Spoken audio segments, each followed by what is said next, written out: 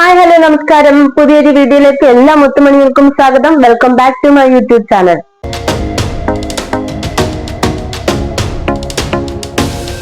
ഇന്നത്തെ വീഡിയോ എന്ന് പറയുന്നത് എന്റെ ക്ലാസിക്കൽ ഡാൻസിന്റെ ഒരു ജേണിയാണ് ഇന്നത്തെ വീഡിയോയിൽ പറയാൻ പോകുന്നത്. ക്ലാസിക്കൽ ഡാൻസ് പഠിച്ചു തുടങ്ങിയതും അതിനുശേഷം അരങ്ങേറ്റം വരെയുള്ള കാര്യങ്ങളും പിന്നെ അരങ്ങേറ്റത്തിന് ഞാൻ ഉപയോഗിച്ച സാധനങ്ങളൊക്കെ നിങ്ങളെ ഒന്ന് ജസ്റ്റ് കാണിക്കാം. അപ്പം അതിനു വേണ്ടിയിട്ടുള്ള വീഡിയോ ആണ് ഇന്നത്തെ വീഡിയോ. എന്റെ ചാനൽ ആദ്യമായിട്ട് കാണുന്നവരും ഇതുവരെ സബ്സ്ക്രൈബ് ചെയ്യാത്തവരുമാണോ നിങ്ങൾ എങ്കിലും ഉറപ്പായിട്ട് സബ്സ്ക്രൈബ് ചെയ്ത് എന്നെ സപ്പോർട്ട് ചെയ്യുക. സബ്സ്ക്രൈബ് ചെയ്യുമ്പോൾ അതിന്റെ തൊട്ടടുത്തൊരു ബെല്ലൈക്കൺ ഉണ്ട്, അതിൽ ഓൾ എന്നുള്ള ഓപ്ഷൻ കൊടുക്കാൻ മറക്കരുത്. ലൈക്ക് ചെയ്യുക, ഷെയർ ചെയ്യുക, കമന്റ് ചെയ്യുക. എന്റെ ക്ലാസിക്കൽ ഡാൻസിനോടുള്ള ഒരു ഇഷ്ടം, അതിനോടുള്ള ഒരു ആഗ്രഹമൊക്കെ തുടങ്ങിയത് സ്കൂൾ ടൈം മുതലായിരുന്നു കേട്ടോ. സ്കൂൾ കാലം മുതലേ എനിക്ക് ക്ലാസിക്കൽ ഡാൻസിനോടൊക്കെ ഭയങ്കര ഒരു താല്പര്യമായിരുന്നു, ഭയങ്കര ഒരു ഇഷ്ടമായിരുന്നു. പക്ഷെ അന്നത്തെ സാമ്പത്തിക സ്ഥിതിയൊക്കെ കൊണ്ട് പഠിക്കാൻ പറ്റിയില്ല. പിന്നെ അറിയാലോ, നമുക്ക് ക്ലാസിക്കൽ ഡാൻസിനൊക്കെ ഒരുപാട് ക്യാഷ് ചെലവാവുന്ന ഒരു സംഭവമാണ്. അപ്പം അതിന് അന്നത്തെ എന്റെ ഫാമിലിയുടെ ഫിനാൻഷ്യൽ ഇതൊക്കെ കൊണ്ടിട്ട് ഒരിക്കലും പറ്റത്തുണ്ടായിരുന്നില്ല. ഞാൻ ജസ്റ്റ് ഇങ്ങനെ പറഞ്ഞിട്ടുണ്ടെങ്കിലും അവരത് വലിയ കാര്യമായിട്ടൊന്നും എടുത്തിട്ടൊന്നുമില്ല. അപ്പം അതിനോടൊരു ഇഷ്ടമുള്ളത് കൊണ്ടാവും സ്കൂളില് യൂത്ത് ഫെസ്റ്റിവൽ അങ്ങനത്തെ പ്രോഗ്രാംസ് ഒക്കെ വരുമ്പോഴത്തേക്ക് എങ്ങനെയെങ്കിലൊക്കെ തട്ടിക്കൂട്ടി ഒരു ഡാൻസ് ഉണ്ടാക്കി ഒരു ഡാൻസ് കോമ്പറ്റീഷൻ എന്തായാലും ഒരു ഐറ്റത്തിനെങ്കിലും ഞാൻ പാർട്ടിസിപ്പേറ്റ് ചെയ്യുമായിരുന്നു. അത് എന്റെ ക്ലാസ്സിലുള്ള തന്നെ കുറച്ച് കുട്ടികളായി ഒരു ഗ്രൂപ്പ് ഒക്കെ ഉണ്ടാക്കിയിട്ട് ഞാൻ തന്നെ സോങ് സെലക്ട് ചെയ്ത് ഞാൻ തന്നെ സ്റ്റെപ്സ് ഉണ്ടാക്കി അവരെയൊക്കെ പഠിപ്പിച്ച് അങ്ങനെയൊക്കെ ഉള്ള ഒരു ചെറിയ രീതിയിൽ ഒരു കോമ്പറ്റീഷൻ അങ്ങനെയൊക്കെ ചെയ്യുമായിരുന്നു. പിന്നെ ഇതൊക്കെ ഞാൻ പാർട്ടിസിപ്പേറ്റ് ചെയ്തു തുടങ്ങിയത് കുറച്ച് വലിയ ക്ലാസ്സുകളിലായതിനു ശേഷമാണ്. ചെറുതിലേക്ക് ഞാൻ കുറച്ചൊന്ന് ഒരു മടിച്ചിയായിരുന്നു, ബാക്കിലോട്ട് നിൽക്കുന്ന ഒരു ടൈപ്പ് ആയിരുന്നു. എനിക്ക് പേടിയാണ് ഓരോന്നിനും ഇതൊക്കെ ചെയ്യാനായിട്ട്. പിന്നെ കുറച്ച് വലിയ ക്ലാസ്സിലൊക്കെ ആയതിനു ശേഷം എനിക്ക് ഇതിനോട് ഭയങ്കര ഇതിനോടൊരു താല്പര്യം കൂടുതലായി തുടങ്ങിയത്. അപ്പൊ അങ്ങനെ ഞാൻ ഡാൻസ് പ്രോഗ്രാംസിനൊക്കെ പങ്കെടുക്കാൻ മാക്സിമം ശ്രമിക്കുമായിരുന്നു. പഠിത്തമൊക്കെ കഴിഞ്ഞതിന് ശേഷം പിന്നെ ഫിനാൻഷ്യൽ പ്രോബ്ലം അങ്ങനെ കാര്യങ്ങളൊക്കെ ആയപ്പോഴത്തേക്ക് പിന്നെ ജോലിക്കും കാര്യത്തിനൊക്കെ പോയപ്പോ പിന്നെ ഈ ഒരു ആഗ്രഹം അങ്ങ് മാറ്റി വെച്ചു. ഇതിനോടൊരു ഇഷ്ടമുള്ളത് കൊണ്ട് തന്നെ ഞാൻ ക്ലാസ്സില് എന്റെ അടുത്ത ഫ്രണ്ട്സിനോടൊക്കെ ഞാൻ കള്ളം പറയുമായിരുന്നു, ഞാൻ ഇതുപോലെ ഡാൻസ് പഠിക്കാൻ പോകുന്നത്. ചുമ്മാ ഒരു ജാടയ്ക്ക് വേണ്ടിയിട്ട് ഞാൻ പറയുമായിരുന്നു. അപ്പം അവർക്കൊക്കെ ഇത് കേൾക്കുമ്പോൾ ഭയങ്കര ഇതാണ്. അപ്പൊ ആണ് എവിടെയാണ് പഠിക്കാൻ പോണത് അങ്ങനെയൊക്കെ ചോദിക്കും. അപ്പൊ ഞാൻ ചുമ്മാ തള്ളി ഇടുന്നതാണ്, പഠിക്കാൻ പോകുന്നുണ്ട്. അപ്പൊ അവര് ചോദിക്കും എന്തെങ്കിലുമൊക്കെ കളിച്ച് കാണിച്ചെടുത്തെന്ന് ചോദിക്കുന്നത്. ഞാൻ പറയാം അങ്ങനെ കളിച്ച് കാണിച്ചു കൊടുക്കാനും പറ്റത്തില്ല, അങ്ങനെ ഈ ക്ലാസിക്കൽ ഡാൻസ് ആർക്കും അങ്ങനെ കാണിച്ചൊന്നും കൊടുത്തുകൂടാ, അങ്ങനെയൊക്കെ കുറെ ചുമ്മാ ഓരോതൊക്കെ അടിച്ചു വിടുമായിരുന്നു. അപ്പം അങ്ങനെയൊക്കെയുള്ള സംഭവങ്ങളായിരുന്നു സ്കൂൾ ടൈമില്. ഇതൊക്കെ പിന്നെ അങ്ങ് ഒരു സൈഡിൽ അങ്ങ് മാറി. അത് ആ ഒരു ആഗ്രഹം ഉണ്ടെങ്കിലും വലിയൊരു അതിനായിട്ടൊരിത് കൊടുക്കാറില്ലായിരുന്നു. വീട്ടിലെ സാമ്പത്തിക ശേഷി അല്ലെങ്കിൽ നമ്മള് ഫാമിലിയിലെ ഫിനാൻഷ്യൽ പ്രോബ്ലംസ് ഒക്കെ കൊണ്ട് എന്തെങ്കിലും ഒരു ജോബ് വേണം എന്നുള്ളത് കൊണ്ട് ഒരു ജോലിക്കൊക്കെ പോയപ്പോഴത്തേക്ക് പിന്നെ ഡാൻസ് ആ ഒരു കമ്പം അങ്ങ് പോയി. അത് പോയെങ്കിലും ഒരു സൈഡിന് അതിനോടുള്ള ഒരു താല്പര്യം കിടപ്പുണ്ടായിരുന്നു.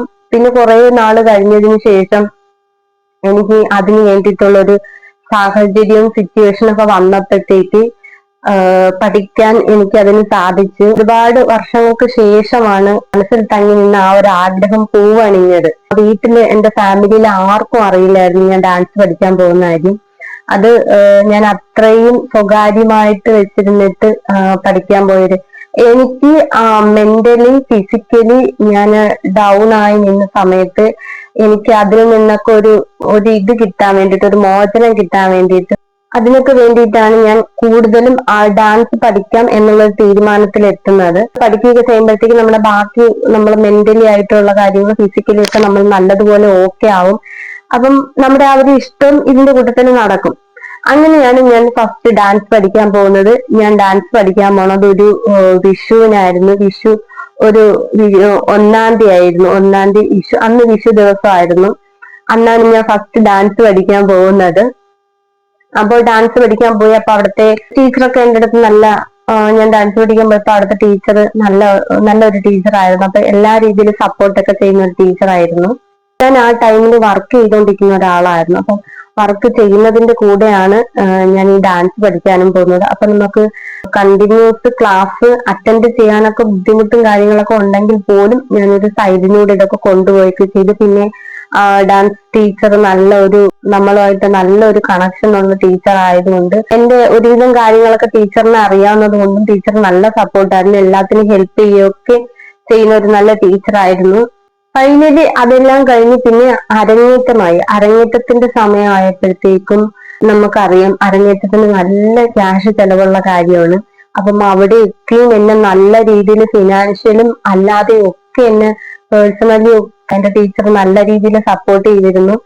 എനിക്ക് ആ ടൈമില് ഓർണമെന്റ്സും കാര്യങ്ങളൊക്കെ എടുക്കാനുള്ള ക്യാഷ് തികയാതെ വന്നപ്പോഴത്തേക്ക് ടീച്ചറുടെ തന്നെ ഓർണമെന്റ്സും കാര്യങ്ങളൊക്കെയാണ് എനിക്ക് തന്ന് അന്ന് അരങ്ങേറ്റം ചെയ്യിപ്പിച്ചത്. അപ്പൊ അതുപോലെ ഭയങ്കര സപ്പോർട്ടും എന്നോട് ഭയങ്കര ഒരു അറ്റാച്ച്മെന്റ് ഉള്ള ഒരു ടീച്ചറായിരുന്നു. അപ്പൊ ഞാൻ എന്റെ അരങ്ങേറ്റത്തിന് ഇട്ട ആ ഡ്രസ്സും സംഭവങ്ങളൊക്കെ കാണിച്ചു തരാം.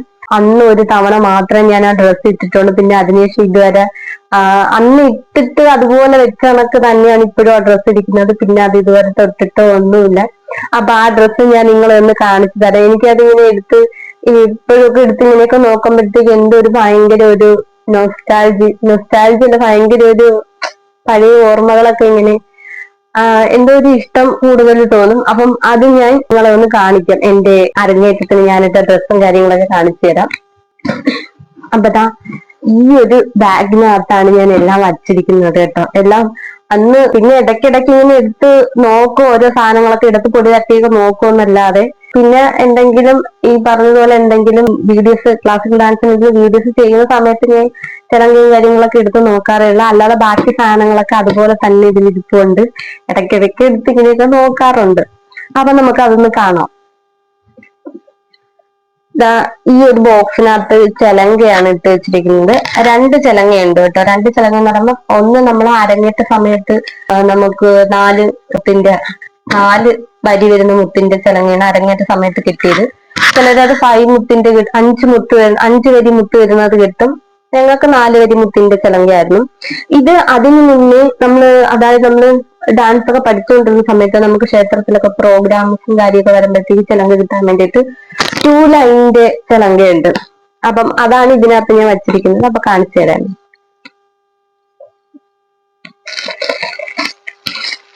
ഇതാണ് ആ ചിലങ്ക. ഇതിന് നല്ല സൗണ്ടാണ് കേട്ടോ. എനിക്ക് തോന്നുന്നു മറ്റേ 4 വരി അതിനേക്കാളും ഭയങ്കര എഫക്റ്റീവ് ആയിട്ടുള്ള സൗണ്ടാണ് ഇതിന്. ഇത് നിങ്ങൾ കണ്ടു കാണും. ഈ ചിലങ്ക നിങ്ങൾ കണ്ടിട്ടുണ്ടായിരിക്കും. ഞാൻ കൂടുതലും ട്യൂട്ടോറിയൽ വീഡിയോസ് ചെയ്യുമ്പോൾ അതിനകത്ത് കൂടുതൽ ഇതാണ് കിട്ടുന്നത്. അപ്പം ഇതാണ് ഒരു ചിലങ്ക. പിന്നെ അടുത്തത് ഈ ബോക്സിനകത്ത് പിന്നെ വരുന്നത്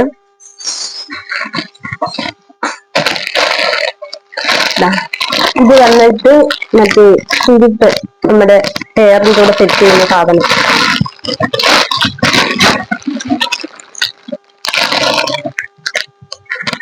ഇത്രയും ഞാനിത് കെട്ടി വെച്ചേക്കുവാണ് കേട്ടോ. അല്ലെങ്കിൽ ഇത് ഭയങ്കരമായിട്ട് ചീത്തയായിപ്പോ എല്ലാം കൂടെ മിക്സ് ആയി. അപ്പൊ അതുകൊണ്ട് ഞാനിതിങ്ങനെ സെറ്റ് ചെയ്ത് ഇതുപോലെ കെട്ടി വെച്ചേക്കുവാണ്. നല്ല ലോങ് ഉള്ള ഹെയർ ആണ് അത്. പിന്നെ അതിനുശേഷം അതിന്റെ തുഞ്ചലം, നമ്മുടെ ഹെയറിന്റെ താഴെ ഇങ്ങനെ പിന്നിയൊക്കെ ഇട്ടിട്ട് വെക്കുന്ന തുഞ്ചലമാണിത്.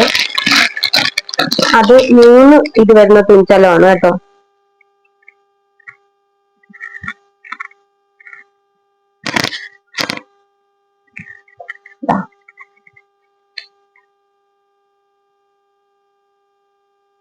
കാണാൻ പറ്റുന്ന നല്ല ഭംഗിയാണ് കേട്ടോ. 3 ഇത് വരുന്ന തുഞ്ചല. ഇത് ഇത്രയാണ് ഈ ഒരു ബോക്സിനകത്ത് വരുന്നത്. അപ്പൊ ഇതൊക്കെ ഞാൻ ഭദ്രമായിട്ട് എടുത്തു വെച്ചിട്ടുണ്ട് അന്നത്തെ ഒരു ഓർമ്മയ്ക്ക് വേണ്ടിയിട്ട്. പിന്നെ അതിനുശേഷം അടുത്ത ബോക്സ് നോക്കാം എന്തിനാണുള്ളത്.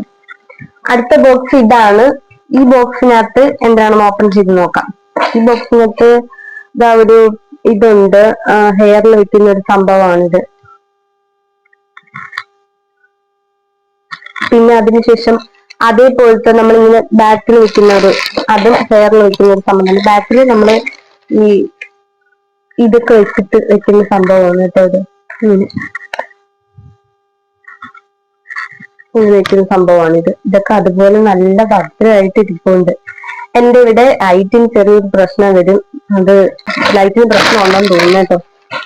പിന്നെ ഇതും പോലെ ഹെയറിൽ വെക്കുന്ന ഒരു ഇതിന്റെ ഒരു സംഭവമാണ്. ഇത് പ്ലാസ്റ്റിക് അല്ല കേട്ടോ, പ്ലാസ്റ്റിക് അല്ല ഇത്. പിന്നെ കുറെ സ്ലൈഡ്, നമുക്ക് ഈ ഇതെല്ലാം തലയിൽ സെറ്റ് ചെയ്യുമ്പോൾ വെക്കുന്ന സ്ലൈഡ്, പൂത്തുന്ന സ്ലൈഡ് നിങ്ങൾക്കൊക്കെ അറിയായിരിക്കില്ല. ആ സ്ലൈഡാണ് കുറെ. അത് ഞാനെല്ലാം പറക്കിങ്ങനെ വെച്ചിരിക്കുകയാണ്. പിന്നെ അതിനുശേഷം ഈ ഒരു ബോക്സ്, ഈ ചെറിയ ബോക്സിനകത്ത് നമ്മുടെ ജുംക്ക, നമ്മുടെ ഇത് കമ്മൽ വന്നിട്ട്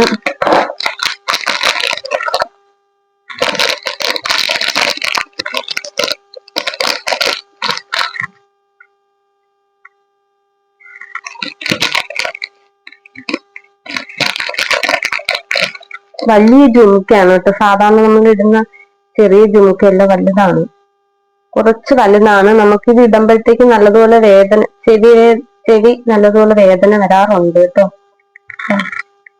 ഇത്രയും ഉണ്ട്, വലിയ ജുമുക്കയാണ്.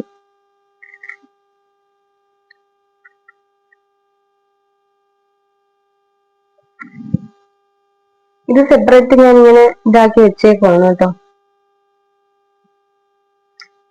അപ്പൊ ഈ ബോക്സിനകത്ത് വരുന്നത് ജുമുക്കയാണ്. പിന്നെ അതിനുശേഷം ദാ ഈ സംഭവം, ഇത് വന്നിട്ട് നമ്മുടെ ഇങ്ങിലിടുന്ന മുക്കൂത്തി ടൈപ്പാണ് കേട്ടോ.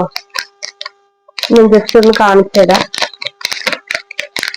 അത് ടൈപ്പ് മുക്കൂത്തിയാണ്. അതല്ല, രണ്ടും ഉണ്ട് കേട്ടോ, രണ്ടും ഉണ്ട്. ആ ഓ ഇത് വന്നിട്ട് നമ്മുടെ ഇങ്ങനെ ഇതുപോലെ ഇടുന്ന മുക്കൂത്തി. പിന്നെ ഈ മൂക്കൂത്തി വന്നിട്ട് ഇങ്ങനെ ഇടുന്നത്.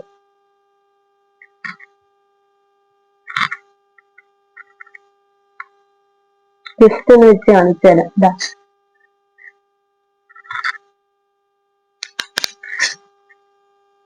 രണ്ട് മൂക്കുത്തിയും ഈ ഒരു ചുമക്കയാണ് ഈ ബോക്സിനകത്ത് വരുന്നത് കേട്ടോ.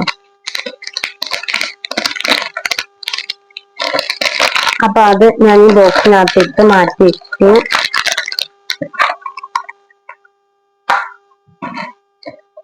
പിന്നെ അതിനുശേഷം നമ്മുടെ കയ്യിലിടുന്ന ഇത് വള,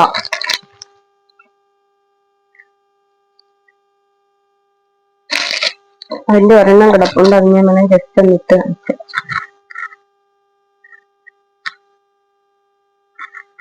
പല ടൈപ്പ് വളകളുണ്ട്.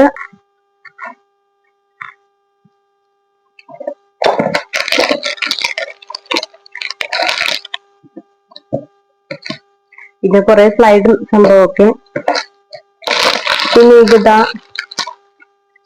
നമ്മുടെ ഇത് അരയിൽ കിട്ടുന്ന സംഭവം.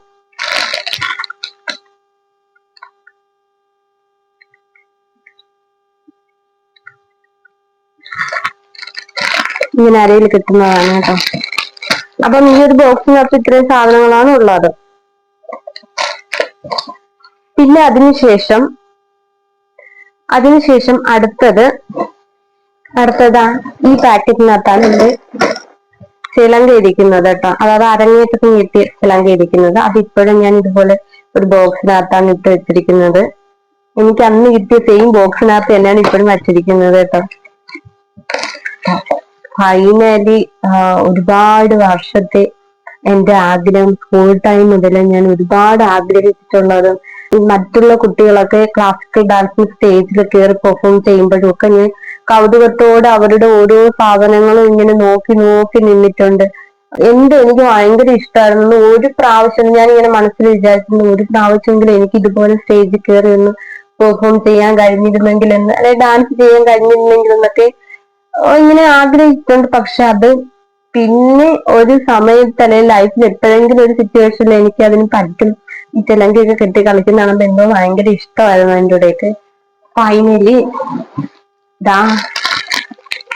ഇതാണ് എന്റെ ഞാൻ അതായത് എന്താണ് അരങ്ങേറ്റത്തിന് കിട്ടിയ ചിലങ്കയാണ് ഇത് കേട്ടോ. ഇതാണ് എന്റെ ചിലങ്ക.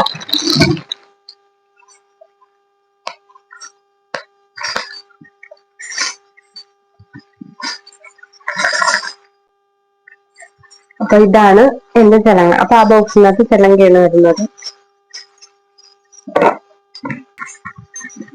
ഇത് എന്റെ ചലങ്ക എന്ന് പറഞ്ഞാൽ 4 വരി മുത്ത് വരുന്ന ചലങ്കയാണ് കേട്ടോ. 4 വരിയായിട്ടുള്ള മുത്ത് വരുന്ന ചലങ്കയാണ് എന്റെ ചലങ്ക. അത് 5 വരി ഉള്ളതുകൊണ്ട് ഓരോ ഇതനുസരിച്ച് കൂടി കൂടി വരുന്ന ഇതുണ്ട് കേട്ടോ.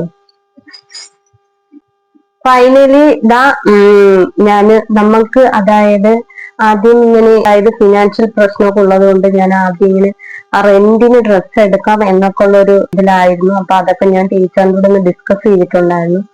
പക്ഷെ അത് നമ്മുടെ കൂടെ ഒരുപാട് കുട്ടികൾ അന്ന് അരങ്ങേറ്റത്തിന് ഉണ്ടായിരുന്നു. അപ്പം നമ്മുടെ ഗ്രൂപ്പിൽ കളിക്കുന്ന കുട്ടികളെല്ലാം സെയിം ഒരേപോലത്തെ ഡ്രസ്സ് തന്നെ ഇടണം എന്നുള്ളത് കൊണ്ട് പ്രത്യേകിച്ച് മെറ്റീരിയൽ എടുത്ത് സ്റ്റിച്ച് ചെയ്താണ് എടുത്തത്. അപ്പൊ അതുകൊണ്ട് എനിക്കും അതുപോലെ എടുത്തേ പറ്റുള്ളൂ എന്നുള്ളത് കൊണ്ട് അന്ന് നമ്മള് സാരി എടുത്ത്, അതായത് നമ്മൾ മെറ്റീരിയൽ എടുത്ത് സ്റ്റിച്ച് ചെയ്താണ് കേട്ടോ ഡ്രസ്സ് അന്ന് നമ്മുടെ അരങ്ങേറ്റത്തിനുള്ള ഡ്രസ്സ് റെഡിയാക്കിയത്.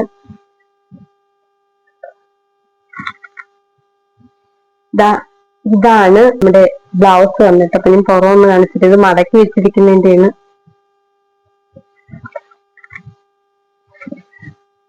പുറമൊന്ന് കാണിച്ചു തരാം കേട്ടോ. അന്ന് ഒരു ദിവസം ഇട്ടിട്ടേ ഉള്ളൂ, പിന്നെ അതിനുശേഷം ഇട്ടിട്ടൊന്നുമില്ല. അപ്പൊ നല്ലൊരു ഇതായിട്ട് തന്നെ ഇരിക്കുകയാണ് കേട്ടോ.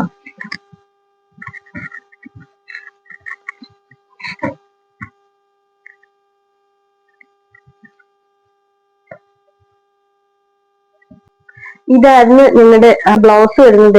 ഇതായിരുന്നു കേട്ടോ. ഇതിപ്പം വീഡിയോയിൽ ഇത്രയും ഇതാവുമെന്ന് എനിക്ക് അറിയത്തില്ല. ഇതായിരുന്നു ബ്ലൗസ് കേട്ടോ. ഇത് വീഡിയോയില് വേറൊരു കളറായിട്ടായിരിക്കും തോന്നിക്കുന്നത്. പിന്നെ അതിന്റെ മറ്റേ ഷോൾ ടൈപ്പ് വരുന്നത് ഇതായിരുന്നു.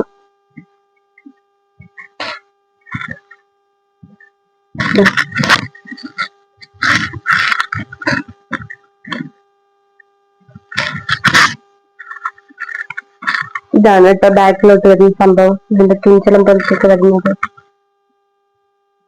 നമ്മുടെ ബ്ലൗസിന്റെ അതേ ഒരു കളർ പാറ്റേൺ ആണ് വരുന്നത് കേട്ടോ ബാക്കില്. ഇത് ഫ്രണ്ട് വശം. ഇങ്ങനെ ഫ്രണ്ടിലിങ്ങനെ ഇത് വരുന്നത്.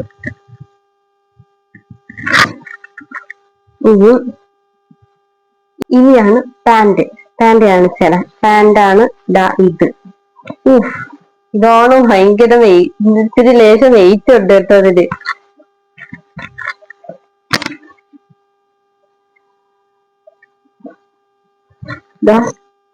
ഇതാണ് പാന്റ്. അന്ന് എടുത്ത് വെച്ചതാണ്, പിന്നീട് ഇട്ടിട്ട് ഒന്നുമില്ല.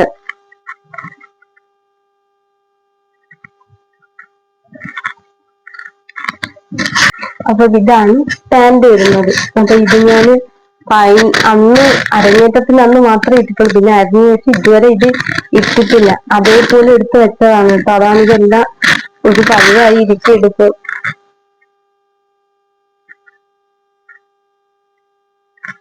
അപ്പൊ ഇതായിരുന്നു പാന്റ്. അപ്പം ഇത്രയും സാധനങ്ങളാണ് അരങ്ങേറ്റത്തിന് ഞാൻ ആഗ്രഹിച്ച ഒരു കാര്യം. ഞാൻ തന്നെ എന്റെ ക്യാഷിന് എന്റെ ഫാമിലി അല്ലെ എന്റെ വീട്ടിൽ അറിയാതെ പഠിച്ച് അരങ്ങേറ്റമൊക്കെ ആയപ്പോഴത്തേക്ക് വീട്ടിൽ അറിഞ്ഞായിരുന്നു കേട്ടോ. അരങ്ങേറ്റം നടന്നത് ആറ്റുകാൽ ക്ഷേത്രത്തിൽ വെച്ചായിരുന്നു. ആറ്റുകാൽ അമ്മയുടെ അടുത്ത് വെച്ചിട്ടായിരുന്നു അരങ്ങേറ്റം. അന്ന് എന്റെ കൂടെ ആരും ഉണ്ടായിരുന്നില്ല. പറഞ്ഞ ഒരു കസിൻ സിസ്റ്റർ മാത്രമേ അന്ന് എന്റെ കൂടെ ഉണ്ടായിരുന്നുള്ളൂ. ബാക്കി എല്ലാവരുടെയും ഫാമിലിന്ന് എല്ലാവരും ഉണ്ടായിരുന്നു. സപ്പോർട്ടിനായിട്ട് എല്ലാവരും ഉണ്ടായിരുന്നു.